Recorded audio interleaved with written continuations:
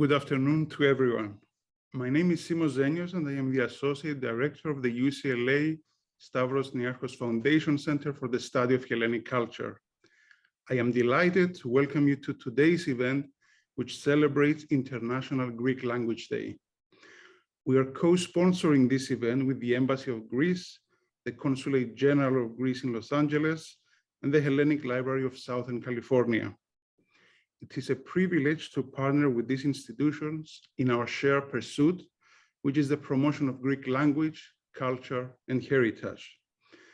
I want to thank and acknowledge Her Excellency, Ambassador Alexandra Papadopoulou, the Consul General of Greece in Los Angeles, Evgenia Beniatoglou, and the Director of the Hellenic Library, Philip Trevezas. I would also like to acknowledge the Honorary Consul General of Cyprus, Andreas Kyprianidis. The promotion of Greek language is a core component of the mission of our center. In collaboration with our close partners at UCLA, the Department of Classics, we offer courses in modern Greek at various levels. These courses build on a strong tradition in the teaching of ancient Greek at UCLA. They are complemented by a wide selection of offerings in Greek literature, art, culture, and history, from antiquity through Byzantium and up to the modern period. We further pursue our mission beyond traditional academic bounds. In collaboration with the St. Sophia Foundation, we offer courses in Greek for adult learners. Our center also serves as an examination center for Ellinomathia, the certificate for proficiency in Greek offered by the Greek state. After a successful first iteration this fall, we look forward to welcoming young students and their families this coming May in our spaces on campus. Our book club discusses canonical and contemporary works of modern Greek literature, and we are often joined by the authors themselves. The Kouvenda language table provides a virtual setting where participants discuss in Greek about topics of Hellenic interest. We are grateful for the warm embrace of these endeavors by our community, and thanks to you, the promotion of Greek language and culture has truly become a collective endeavor. Now, the values of learning and of the democratization of knowledge through the study of language are exemplified in Thesaurus Linguae Graecae, the topic about which you will hear today. The TLG, as is more often known, is a comprehensive database of written works in Greek from Homer to the 20th century. It represents one of the most important and innovative projects for the preservation, study, and the promotion of Greek language.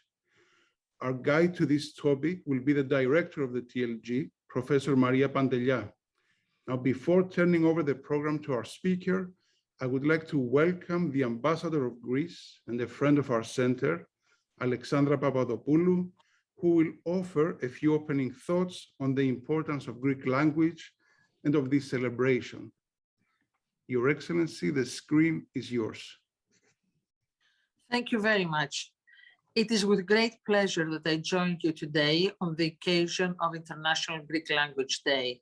And I would like to thank our partners in co-sponsoring this noteworthy event. February 9 was officially declared as International Greek Language Day 5 years ago, in 2017, to coincide with the date of the death of Dionysios Solomos, a great man of letters and Greece's national poet. This day of tribute was established to celebrate the contributions of the Greek language to Western and global civilization, to highlight its living, breathing nature, its adaptability, its plasticity, and its relevance. Though rather recently, Greek Language Day has already created a tradition.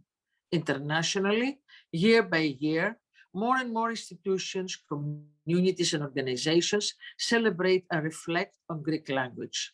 From academic symposia to celebrations at Greek schools, from exhibitions to dedicated publications, International Greek Language Day has stimulated discussions about the importance of the Greek language and more broadly of the Greek culture. These discussions at commemorative events take place with energy and enthusiasm in multiple sectors, at all levels of education, in academic research, in the communities of the Greek diaspora, and in networks of contemporary Philhellenism. The diversity of participants and contexts showcases the dynamic character of the Greek language. We celebrate not only the medium of communication of a national community, but also a repository of memory and identity for Greeks across the world and a conveyor of global values. The topic of today's lecture highlights academic research and pedagogical impact, but it also brings together multiple perspectives. The Thesaurus Linguae Graecae project, a monumental, comprehensive and expanding digital collection of Greek texts from Homer to contemporary literature, has galvanized since its foundation in 1972, has galvanized research in multiple fields. Classics, of course, but also, and among others, Byzantine philology, modern Greek and comparative literature, and philosophy. The digital library of the Thesaurus Linguae Graecae has also made significant contributions to the democratization of knowledge, making a vast array of texts accessible to members of broader communities. Finally, it's very much a Southern California project, conceived and created by scholars of the University of California. This evening, we have the privilege of hosting Dr. Maria Pantelia, Professor of Classics at the University of California, Irvine, and Director of the Thesaurus Linguae Graecae, who will talk to us about the accomplishments of the project, its impact, and its current and future orientations. Thank you. Thank you, Your Excellency, for your kind remarks. It gives me great pleasure to introduce Professor Pantelia, whose work has been so important and such an extraordinary benefit to so many classicists. Maria Pantelia is Professor of Classics at the University of California, Irvine, and Director of the Thesaurus Linguae Graecae, a research program that aims to identify, collect, and digitize all surviving texts written in Greek from antiquity to the present era. Professor Pantelia holds degrees in classics and linguistics from the University of Athens, Greece, her BA, and the Ohio State University for her MA and PhD. Prior to her appointment at the University of California in 1996, she taught classics at the University of New Hampshire, where she was recognized as an innovator in digital technologies. She has received numerous honors, including the National Award for Excellence in the Teaching of Classics, bestowed by the Society for Classical Studies, the National Organization for Classicists. As director of the TLG, she conceived and has overseen the transformation of the project and its online dissemination, and has expanded its scope to include the Byzantine and modern Greek, To this day, the TLG has identified and digitized the entire extant corpus of Greek from Homer to the 19th century CE, a collection consisting of more than 4,700 authors and 17,000 works. TLG is the premier digital resource for the study of Greek literature in the world and a paradigm of sustainability in digital humanities. It is used by millions of readers and thousands of academic institutions in 74 countries worldwide. In addition to her research at the TLG, Maria Pantelia has served 3 terms as the chair of the UCI Department of Classics. In 2017 to 18, she was elected chair of the UCI Academic Senate. Her most recent publication is a book entitled Thesaurus Linguae Graecae, a bibliographic guide to the canon of Greek authors and works, from the University of California Press in 2022. So it gives me great pleasure to introduce Maria, and I'm thrilled to listen to her talk, which is entitled Preserving Greek Literature from Homer to Solomos. Please join me in welcoming Professor Pantelis. Thank you, Alex, for this kind introduction. Your Excellency, Ambassador of Greece, Madam Alexandra Papadopoulou, Consul General of Cyprus, Mr. Andreas Kyprianidis, dear friends and colleagues, esteemed guests, please allow me to begin by thanking the co-sponsors of this event, the Ambassador and the Embassy of Greece in Washington, D.C., Ms. Evgenia Beniatoglou, Consul General of Greece, and the Greek Consulate in Los Angeles, Mr. Philip Trevezas of the Hellenic Library of Southern California, and especially Professor Sharon Gerstel and Dr. Simos Zenios of the UCLA Stavros Niarchos Center for the Study of Hellenic Culture for co-sponsoring this event and for inviting me to be part of it. I'm delighted to be here and to be given the opportunity to speak on this particular occasion as we celebrate the International Day for the Greek Language. So Greek language and literature have a continuous history that spans almost 3 millennia. In the ancient world, Greek literature radiated out across the entire Mediterranean, from the Straits of Gibraltar to the island of Cyprus and beyond, all the way to Persia to the east and Egypt to the south. Greek literature encompasses important texts such as Homer's epics, classical Greek philosophy and drama, the histories of Herodotus and Thucydides, the scientific works of Euclid, the medical works of Galen, the New Testament, the writings of the Eastern Church Fathers, the Justinian legal corpus, and many other works that have helped define Western literature and thought. In modern times, poets such as Andreas Kalvos and Dionysios Solomos prepared the revival of modern Greek literature after centuries of Ottoman occupation, while figures such as Rigas Phereos and Adamantios Korais laid the foundation for the Greek Enlightenment, Διαφωτισμός, that led to the emergence of the Greek national movement and the Greek War of Independence in 1821. In the 20th century, Greek literature has been internationally recognized by 2 Nobel Prizes awarded to Georgios Seferis in 1863 and Odysseas Elitis in 1879. Despite the influence the Greek literature has exerted throughout the centuries, only a very small portion of ancient writing survives today. Most ancient works, an estimated 90% of ancient literary production, are now irretrievably lost. Obviously, texts do not reproduce themselves.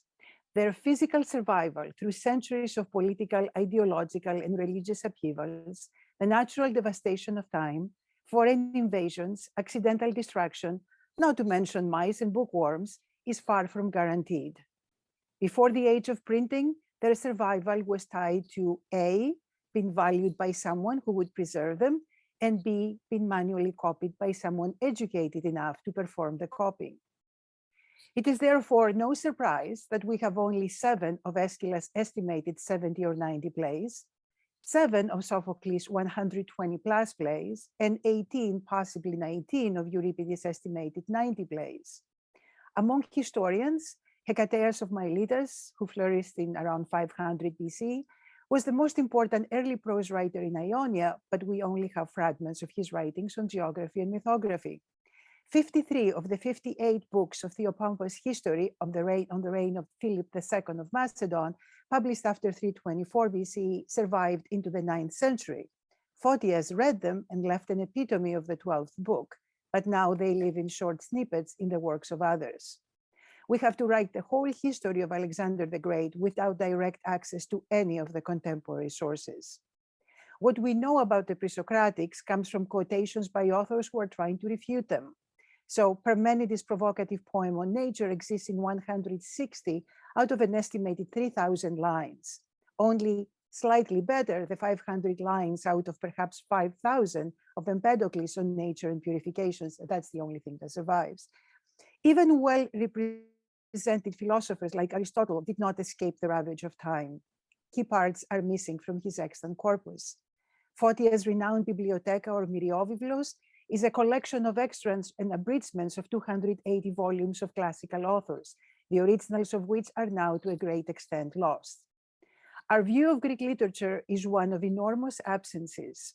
We have Homer, but we're missing the poems of the epic cycle that told the stories missing from the Iliad and the Odyssey. Our entire view of Greek culture is skewed towards Athens. We don't get to read 5 whole books of Tirteas of Sparta or the 9 books of Sappho or Lesbos, as the ancients did. Byzantine literature may have had a better fate, but much of it is still lost to us. A number of historiographical works exist in fragments only, and a large number of authors are known by name only, quoted in the works of others. Iconoclasm, or the war on icons that dominated Byzantium from the 8th to the 9th century, was marked by intensely polarized debate and was one of the events that contributed to the loss of many historical, hagiographical, and theological works. The means by which texts have been preserved has changed over the centuries. Homer, or at least his predecessors, had no physical means of recording their writings. With the development of the Greek alphabet, probably during the 8th century, writing became more widespread. Texts intended to be exhibited to a large audience were usually inscribed on stones, but literary and iconographic sources show that papyri and wax tablets were commonly used for writing. So here we have clear evidence that the Greeks invented the laptop and the Apple Pencil. Both papyrus and wood are fairly fragile media. Selection of text was another major factor in their preservation or loss.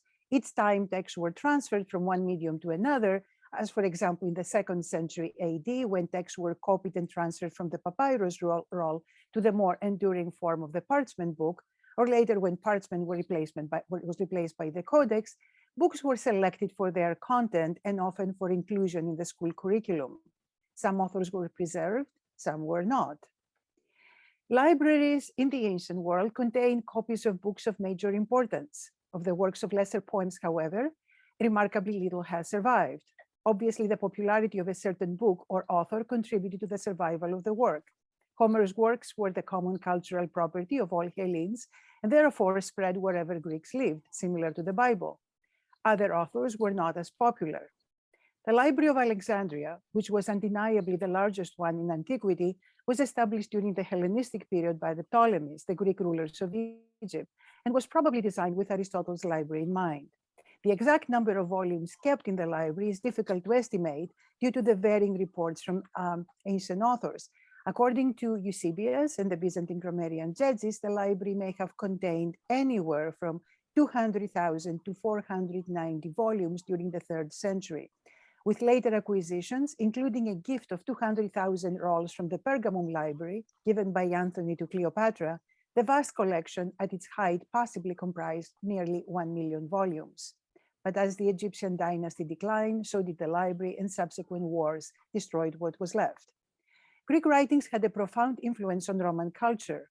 Latin literary history begins with an adaptation of the Odyssey, Virgil's Aeneid, and no Roman would have considered himself well-educated without knowledge of Greek literature. Greek was not only the language of learning, but also the lingua franca between people of different nationalities in the East. It was in this cultural world that Christianity made its appearance, and it is no accident that the New Testament was written in Greek.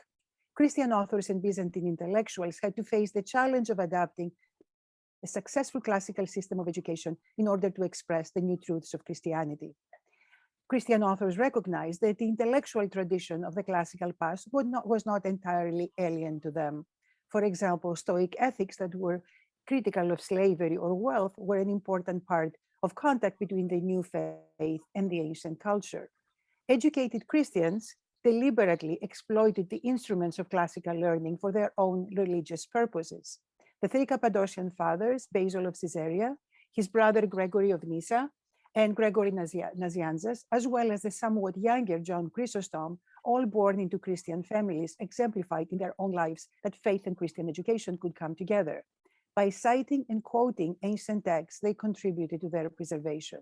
Most importantly, they set an example for later Byzantine intellectuals to follow. After centuries of continued encounter or coexistence, Christianity and Greek literature, the appearance of both was finally transformed due to the shifting attitudes of the faithful towards the Hellenic world. Roughly speaking, Byzantine attitudes towards antiquity progressed from rejection to selective use and finally coextension. This was a complex relationship, but one that contributed to the preservation of many pagan works. Considerable number of manuscripts were copied between the 8th and 12th century. Emperor Constantine Porphyrogenitos had comprehensive extracts from ancient Greek literature produced. Constantinople became the center of the Greek spirit during that period and a source of manuscripts. The monasteries of Mount Athos played an important role in the history of preservation and transmission of Greek texts.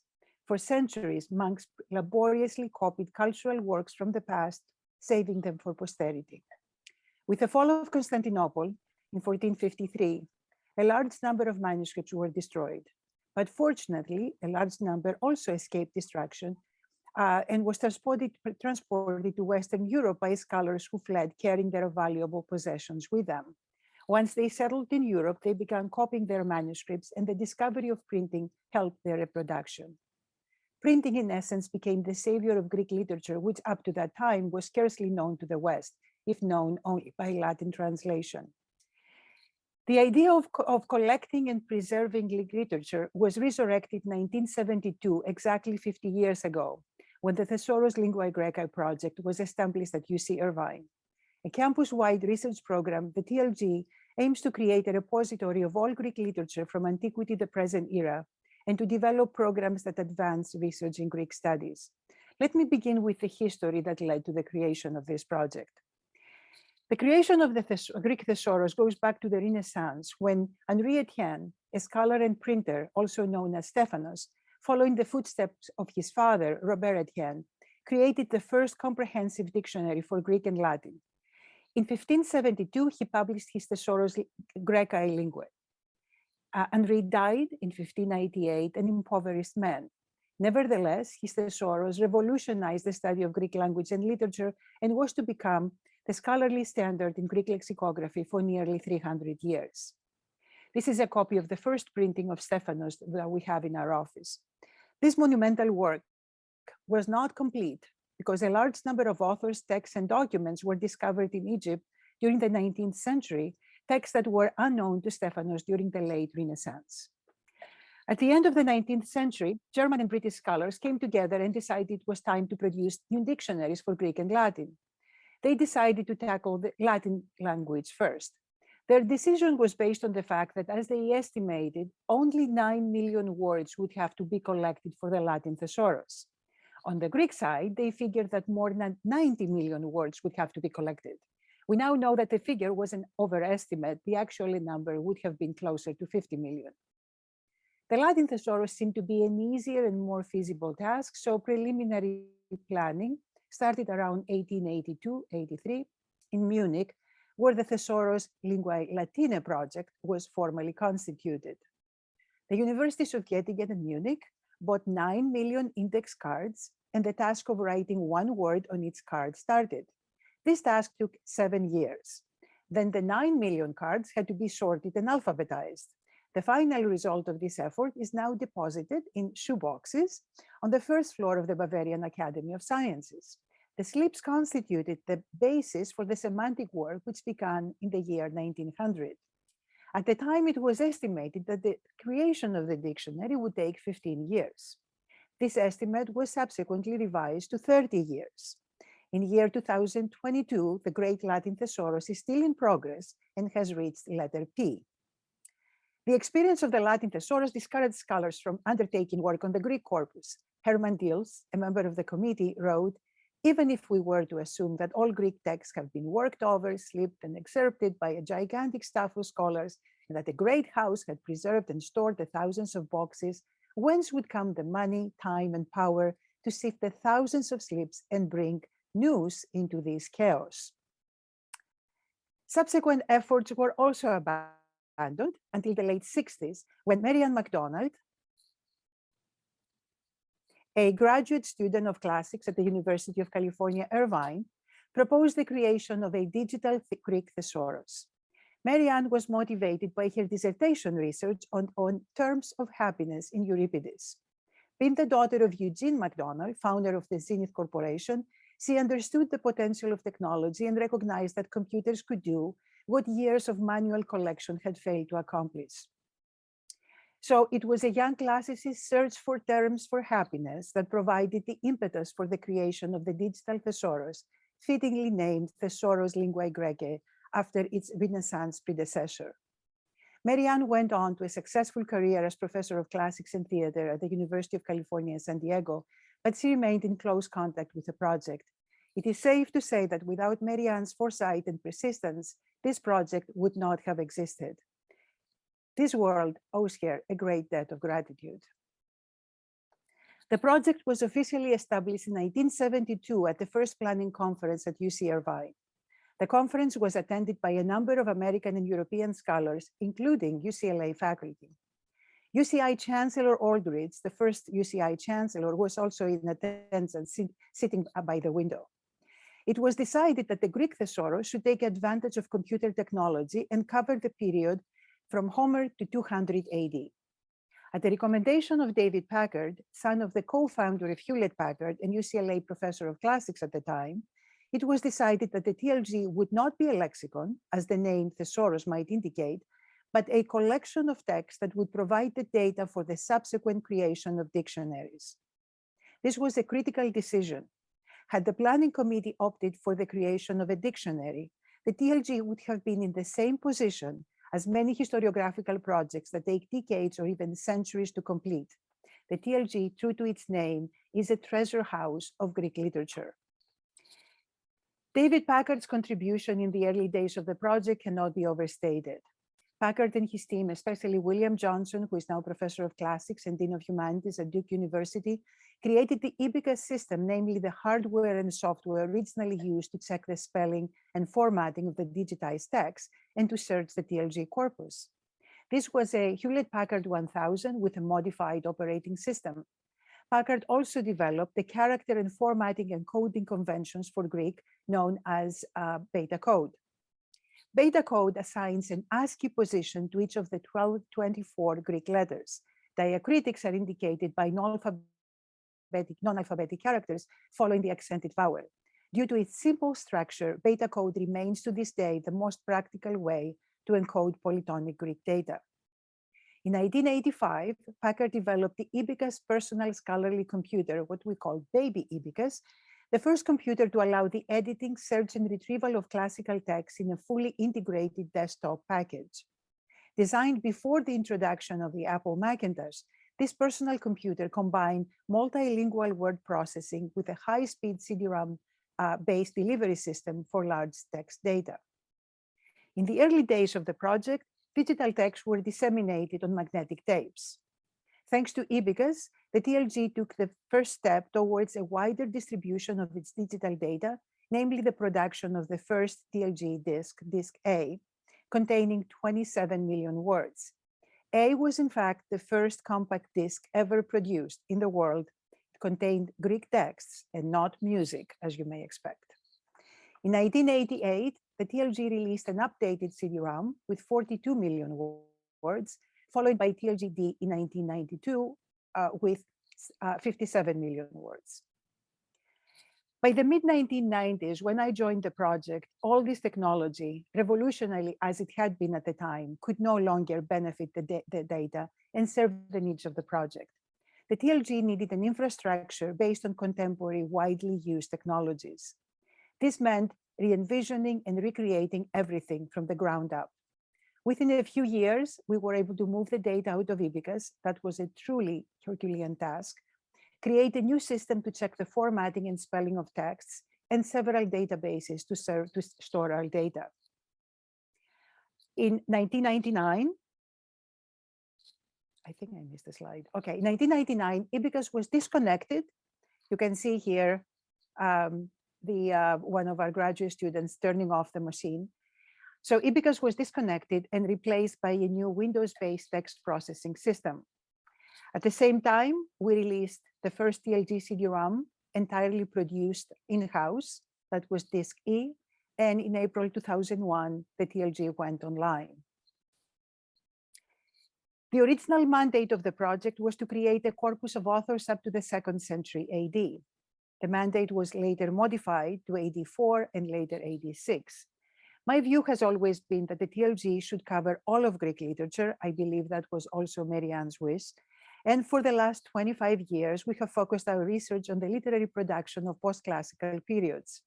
Several years on, Byzantine studies are flourishing in no small part thanks to the availability of Byzantine materials through the TLG. Scholarship in earlier periods has likewise benefited enormously from the wealth of information contained in Byzantine texts. The expansion of the corpus into the post-Byzantine era, which is currently underway, is certain to call attention to many unknown texts and to continue to be a stimulus for new research. Today, the TLG works on several areas. First, we aim to create a comprehensive catalog of all extant authors and works from antiquity to the present, known as the canon of Greek authors and works. We produce carefully curated digital text editions. We also engage in international collaborations to expand the benefits of our collection and expertise. And finally, we develop search tools that facilitate research. Let me begin with the canon. Our first task is to identify the authors and works that have survived and document all printed editions of these works. We are interested in all authors, including those that have survived by name, through indirect testimonies, or have survived only by title. The purpose of the canon is to create a comprehensive history of Greek literature. The canon currently covers literature from Homer to the 16th century with considerable coverage up to the 20th century. Texts are mostly literary, but subliterary texts from the post-classical era are included in the corpus. Ancient documentary papyri and inscriptions have been collected by Duke, Cornell, and Ohio State universities under the aegis of the Packard Humanities Institute. When the project was first established, it was estimated that some 400 to 600 authors had survived up to the 5th century AD, a huge underestimate. Today, the corpus includes 4,700 authors and 17,000 works, currently a total of 121 million words. This number is expected to grow substantially in the next few years as we complete our work on authors of the post-Byzantine period. Once authors and works have been identified, they go into a database, and the complete catalog of bibliographical data we have collected, together with information about all Greek authors, will soon appear in a printed volume. To give you an idea of what we have recorded, here is Greek literature in the TLG. As you can see, this chart illustrates the percentage of texts. Byzantine texts are obviously the largest percentage, 40%. But we had quite a few texts from the imperial period, mostly because in the imperial Roman period, I'm including the 4th century, which has a number of large authors. In terms of genres, historiography, theology, and hagiography have the highest representation in the corpus, with medical and philosophical works following. Here you see the number of authors by century. It appears that the largest concentration of authors is in the classical period. It is true that we have a large number of names from the earlier periods. However, if you look at the number of words that have survived, the majority, as you would expect, come from the Byzantine period. John Chrysostom is the largest author in the corpus with more than 4 million words, followed by Galen with 2.5 million. Cyril of Alexandria, Eustathius, and Photius are well represented. Aristotle is the largest ancient author besides Galen, with Plutarch following. Our task is the creation of a corpus of digital editions that can be searched online. Here is where traditional humanities research and technology come together. In creating our digital collection and digital editions, we consult existing printed editions for each work and testimonies from papyri and manuscripts. For ancient texts, the standard practice has been to produce critical editions, namely reconstructed versions of the text that privilege certain variants among those found in extant manuscripts. What does this mean? Most works have been preserved in more than one manuscript, and manuscripts are not identical. They contain variant readings. These variants can be scribal errors or deliberate changes that the scribe copying the manuscript has introduced. It is the job of the text editor to collate the manuscripts or papyri and produce a text that represents the best approximation to the ancient original. Here is a page from Homer's Odyssey as published by Oxford University Press. The variants, as you can see, are printed at the bottom of the page into what is called the critical apparatus. Our digital editions do not include a critical apparatus. For this reason, when we digitize the text, We maintain the structure of a particular edition so that scholars may consult the printed version and the notes. The digital text we produce, however, is not identical to the printed edition. The first step in the digitization process is to prepare the text by adding the necessary markup or encoding. So what you see here in this text, which is the beginning lines of Euripides' Medea, is at the top, there is a header which indicates what the text is. The computer, of course, needs to know the number of the text. And then you have various codes that are added to the text. Once the encoding is done, the texts are shipped to China, where typists, ignorant of Greek, enter the Greek text on the keyboard in beta code. In other words, they see Greek characters and enter them into their beta equivalent. An interesting anecdote, in the early days of the project, samples were sent to the Philippines, Korea, and Greece. The Greek sample had the most errors, and errors that were difficult to detect, as one would expect from native speakers. So here is what the text looks like before and after it has been entered. So on the right side, you see the beta code. This is what the text looks when it comes back from China. Once the digitized file comes back to us, we use software that we have developed to check the formatting. To check the formatting, accentuation, and the morphology of the text. This is a multi-step process that results in a fully corrected text. The TLG is a scholarly resource, and our users expect the highest level of accuracy. The final product represents a new instantiation of the text. So here is what the text looks like on our side once the beta code has been converted to Unicode. The TLG is more than a collection of texts. In addition to developing a digital repository, we engage in innovative research and we develop state-of-the-art search tools that utilize the latest methods of data mining to facilitate an advanced scholarship in Greek studies. One example of our research projects is our collaboration with the Unicode Consortium to collect and document all known Greek characters, alphabetic and non-alphabetic, for inclusion in the Unicode standard. We researched and proposed hundreds of characters attested in Greek texts, including epigraphical, papyrological, editorial characters, ancient acrophonic numerals, metrical and numerical sigla, and New Testament editorial symbols. The result of this effort was the complete polytonic Greek set has been encoded in the Unicode standard, and this is how we can read Greek online now. A great deal of effort goes into developing search tools. The TLG has a most powerful delivery system that makes it possible to browse or search the entire corpus of Greek literature for words or phrases. Imagine you are searching for terms of happiness without the TLG. First, you would have to know which authors you're searching for. Physically, go to the library and look for the printed volumes. Most texts exist in remote libraries and are difficult to obtain. Suppose you do find the book or books, you would still need to go through hundreds or thousands of pages to locate the passages you need. It is true that a number of older digital editions can be found online these days, but not everything. With a TLG, you can search the entire corpus of Greek literature in seconds. So if Mary Ann MacDonald was writing her dissertation today, she could immediately obtain a list of all words and citations for the word, let's say, ευτυχία. There are other terms for happiness.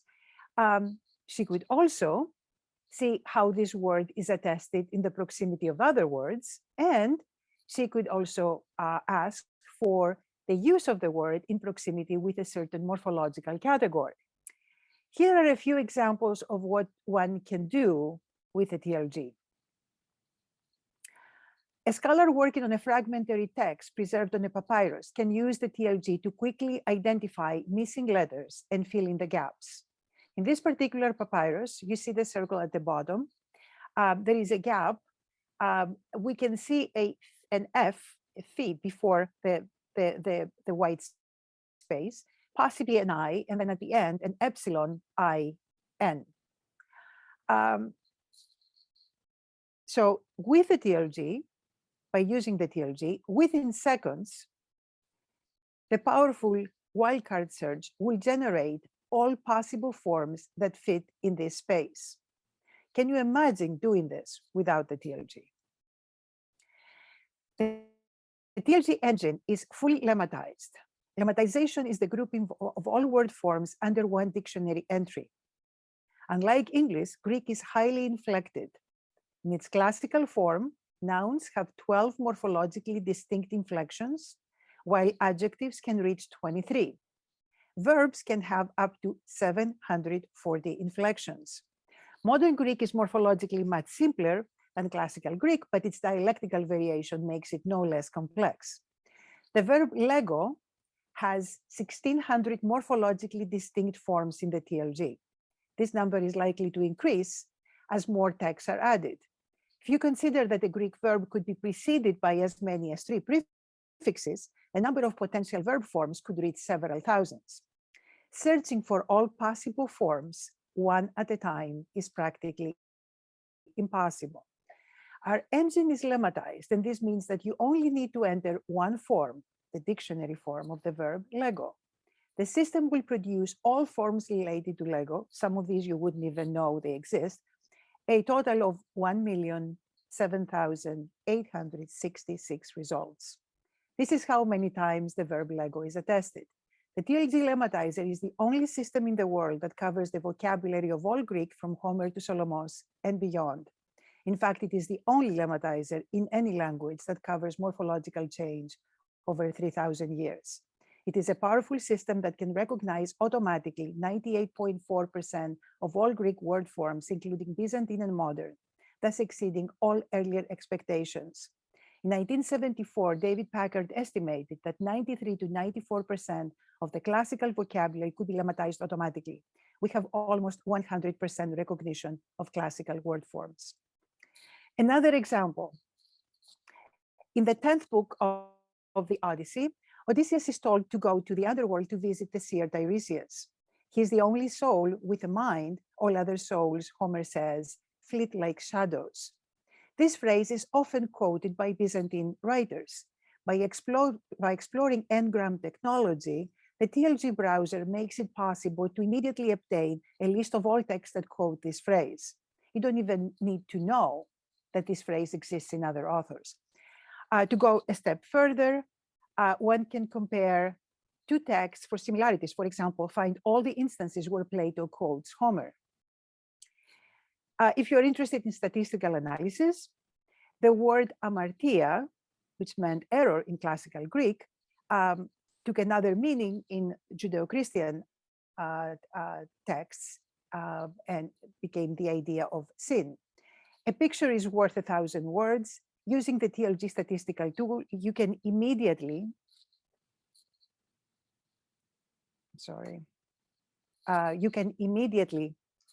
see that its use, I think my computer is jumping. Okay, you can immediately see that its use was rather low before the Common Era, but becomes quite high in the 4th century. And of course, this is when John Chrysostom is writing. So most of the attestations are in John Chrysostom.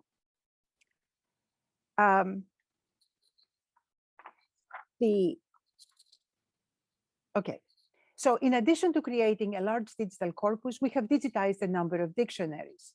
The first major effort in this direction was the most ambitious one, the digitization of the Liddell Scott Jones dictionary known as LSJ. A massive volume comprising 2,200 pages printed in minuscule font, full of abbreviated forms and organized by an inconsistent structure, LSJ remains the best and most used lexicographical tool in the field. Digitizing, encoding, and correcting LSJ took me 5 years of intense work to complete. The end result is an accurate and highly functional resource used by millions of students around the globe. After LSJ, we digitized Cunliffe's Lexicon of Homeric Greek and Powell's Lexicon to Herodotus, the Bauer-Danker Greek-English Lexicon of the New Testament, and Lampe's Patristic Greek Lexicon. In 2013, the TLG and the Austrian Academy of Sciences joined forces to create a digital version of Eric Trapp's lexicon for Byzantine Greek, the LBG. In 2020, as we started moving into texts of the pre-modern era, we released a searchable version of Stefanos Koumanoudis' Συναγωγή Νέων Λέξεων. Digitization of dictionaries will continue as TLG expands its holdings to later periods. All these dictionaries are, of course, linked to the text, so they can be consulted at the same time. You can imagine how useful this tool is for students who can click on each word and get the meaning and look it up in the dictionaries. The TLG is currently used in more than 1,000 institutions, universities, and research centers in 74 countries around the world by millions of researchers, educators, and students from a wide range of disciplines, such as classics, Byzantine studies, history, art, philosophy, linguistics, and religious studies. It is not an exaggeration to say that researchers around the globe live and die by the TLG. In the age of social media, we know what the world thinks of us. I seriously have no idea how anyone did anything before the TLG. The TLG is one of the modern wonders of the ancient world. You mean the TLG can be even more awesome? I would not have a career without the TLG. 1 hour of downtime to update the corpus produces intense anxiety. So, year 2022 marks our 50th anniversary, an amazing landmark for a digital project. What started out as a search for happiness, for terms for happiness, has become a transformative enterprise with the potential to foster research in Greek studies for years to come. But ultimately, the importance of this project that lies in the data it collects, this amazing collection of texts that has continued to inspire generations around the world for 3,000 years. Fragile media, natural disasters, accidents, invasions, political, ideological, and religious upheavals have conspired to deprive us of this important legacy. It is our responsibility to make sure that what has survived will never be lost again. It's been an honor to talk about our project and to celebrate the International Day of the Greek Language with you. Thank you. Thank you for this incredibly rich presentation that certainly gave us a very good idea of the impact that the TLG has had on research and just of the project of preserving Greek language, Greek literature. Before we close, I would like to share with you a brief video made by the Hellenic Ministry of Foreign Affairs on the occasion of this day, and it shows learners of Greek from all over the world explaining why learning Greek is important to them.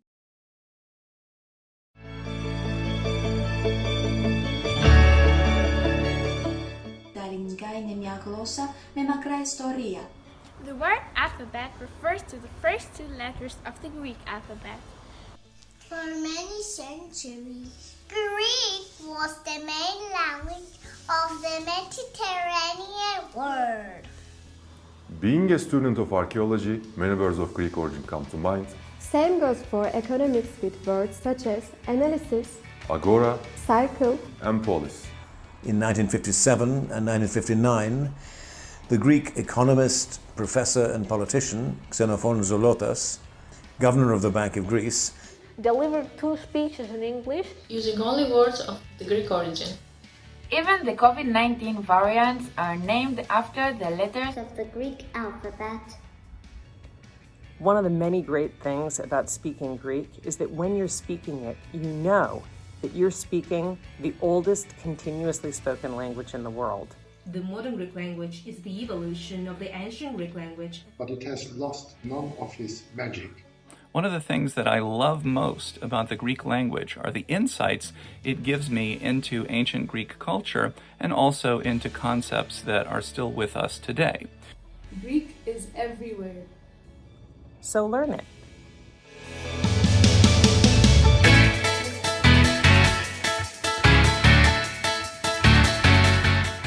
Η ελληνική γλώσσα δεν έσβησε ποτέ. Από την εποχή που μιλούσε Όμηρος ως τα σήμερα. Μιλούμε, ανασύνουμε και τραγουδάμε με την ίδια γλώσσα.